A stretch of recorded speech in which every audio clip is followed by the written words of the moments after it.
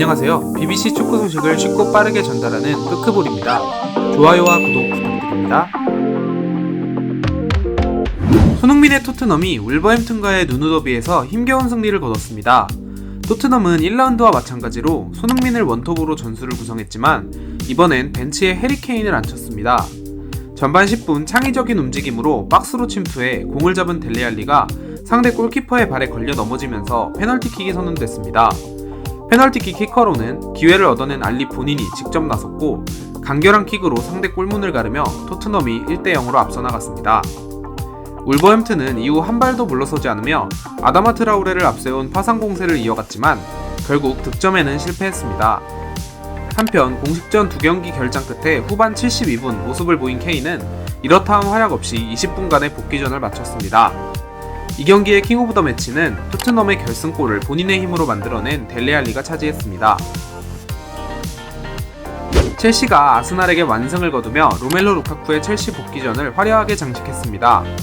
2라운드 최고의 관심사 중 하나였던 루카쿠의 데뷔는 선발 출전으로 시작됐습니다.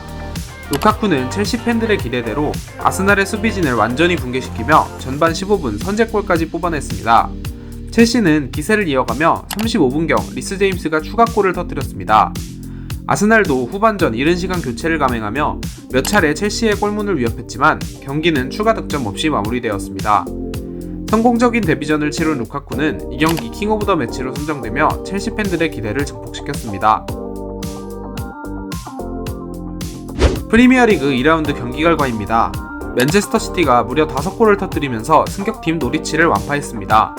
리버풀은 벌리를 2대0으로 잡아냈고 토트넘은 울버햄튼을 1대0으로 제압했습니다.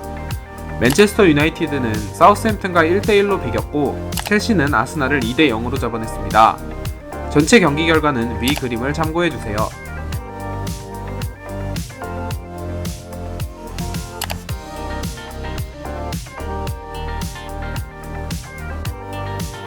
BBC 선정 프리미어리그 2라운드 베스트 11이 발표되었습니다. 수비진에는 리버풀의 알렉산더 아놀트, 브라이튼의 셰인 더피, 첼시의 아스필리쿠에타와 리스 제임스가 선정되었습니다. 중원에는 리버풀의 조던 앤더슨, 브라이튼의 이브 비수마, 에버튼의 데머레이 그레이, 토트넘의 델레알리가 선정되었습니다. 최전방에는 맨시티의 가브리엘 제주스와 첼시의 루카쿠가 선정되었습니다.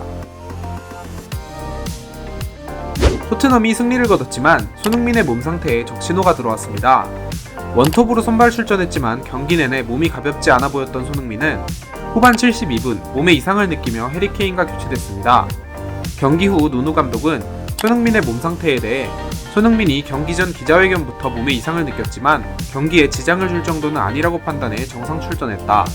손흥민의 몸 상태를 지금 확실하게 말할 수가 없다. 이제 다시 정확하게 상태를 체크해봐야 한다고 밝혔습니다. 토트넘의 해리케인이 팬들에게 완전히 달라진 태도를 보였습니다. 케인은 맨시티와의 이적설이 한창인 가운데 팀 훈련에 무단불참하며 팀의 시즌 초반 공식전 2경기에 결장했고 팬들은 이러한 케인의 태도에 경기장에서 케인 보고 있나를 외치며 비난했습니다. 하지만 울버햄튼전 3경기 만에 벤치의 모습을 보인 케인을 향해 팬들은 비난이나 야유가 아닌 응원의 목소리를 보냈습니다. 케인 또한 경기가 끝나자마자 선수들이나 감독이 아닌 팬들에게 먼저 달려가 감사를 전하는 모습을 보였고 SNS에 팬들에게 달려가는 자신의 사진을 게시하며 눈부신 승리라는 말을 남겼습니다. 케인의 맨시티행 가능성이 낮아지면서 케인과 팬들은 다시 한번 함께하는 미래를 그리고 있습니다. 김민재 선수가 86분 동안 맹활약하며 페네르바체에서의 성공적인 데뷔전을 치렀습니다. 리그 2라운드 안탈리아 스포르와의 경기에 3백의 중앙 스위퍼로 선발 출전한 김민재는 경기 내내 상대의 공격 전개를 틀어막았습니다. 김민재의 피지컬은 유럽 선수들에게도 전혀 밀리지 않았고 이에 더해 빠른 발까지 보여주며 상대의 공격을 사전에 차단하는 모습을 보여줬습니다. 김민재는 이 경기에서 팀 동료들 중 가장 많은 공중볼 경합 성공을 기록하며 공고한 수비력을 보였고 후반 50분에는 코너킥 공격 상황에서 멋진 헤딩슛이 골키퍼의 손에 막히며 세트피스 득점력에 대한 기대감도 높여주었습니다. 한편 페네르바체는 경기 종료 직전 2골을 몰아치며 안탈리아 스포르를 상대로 2대0 승리를 거뒀습니다. 토트넘이 울버햄튼의 아다마 트라오레 영입을 위해 640억 원의 제안을 준비 중인 것으로 보입니다. 아다마는 모두가 인정하는 파워풀한 윙어로 지난 시즌 프리미어리그에서 가장 많은 드리블 돌파를 성공시킨 선수입니다. 아다마는 주로 좌우 측면 윙어로 뛰지만 팀이 3백 전술을 운영할 때는 우측 윙백 자리에서도 뛸 수 있어 활용도가 매우 높은 선수입니다. 울브스는 누누 감독이 토트넘에 부임하기 전 3년 동안 이끌었던 팀이며 누누 감독 본인이 아다마를 매우 원하고 있는 것으로 보입니다. 토트넘이 PSV 아인트호벤의 유망주 포워드 노니 마두에케 영입에 관심을 보이고 있습니다. 마두에케는 우측 윙어와 스트라이커 포지션을 모두 소화할 수 있는 선수로 드리블 돌파 능력이 출중하고 박스 안에서의 결정력도 가지고 있습니다. 마두에케는 지난 시즌 아인트호벤에서 2002년생의 어린 나이임에도 불구하고 24경기에 출전해 7골과 4개의 도움을 기록했습니다. 마두에케는 3년 전 토트넘을 떠나 아인트호벤으로 향했으며 아인트호벤이 원하는 이적료는 640억 원 정도인 것으로 알려졌습니다. 토트넘이 FC 메스의 미드필더 유망주 파페사르 영입에 근접한 것으로 보입니다. 사르는 중앙 미드필더 혹은 플레이메이커 역할을 해줄 수 있는 선수로 뛰어난 슈팅 능력과 드리블 스킬을 가지고 있습니다.